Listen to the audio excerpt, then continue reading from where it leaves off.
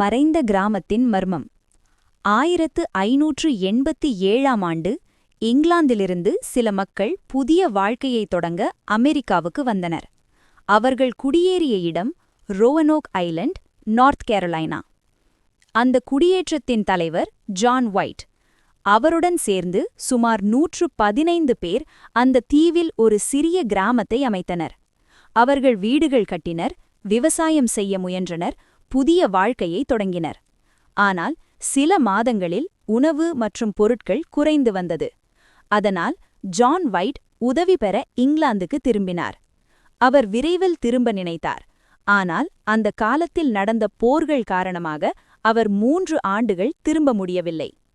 1590ஆம் ஆண்டு அவர் மீண்டும் ரோவனோக் ஐலண்டுக்கு வந்தபோது அங்கு இருந்த முழு கிராமமும் காலியாக இருந்தது.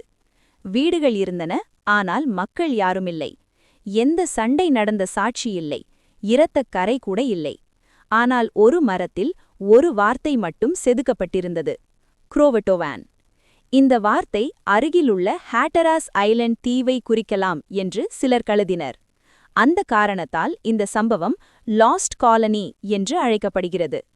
சில வரலாற்று ஆய்வாளர்கள் கூறுவதாவது, 1587 முதல் 1589 வரை ஏற்பட்ட கடும் வறட்சி காரணமாக உணவு பற்றாக்குறை ஏற்பட்டிருக்கலாம். அதனால் அந்த மக்கள் அருகிலிருந்த குரோவட்டோவன் பழங்குடியினருடன் இணைந்து வேறு தீவுக்கு இடம்பெயர்ந்திருக்கலாம். சமீபத்திய தொல்பொருள் ஆய்வுகளிலும் ஆங்கிலேயர்களின் பொருட்களும் உள்ளூர் பழங்குடி பொருட்களும் ஒன்றாக கண்டுபிடிக்கப்பட்டுள்ளன.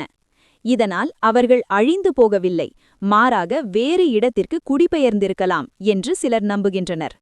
ஆனால் உண்மையில் அந்த 115 மக்கள் என்ன ஆனார்கள் என்பது இன்று வரை உலகின் மிகப்பெரிய வரலாற்று புதிர்களில் ஒன்றாகவே உள்ளது.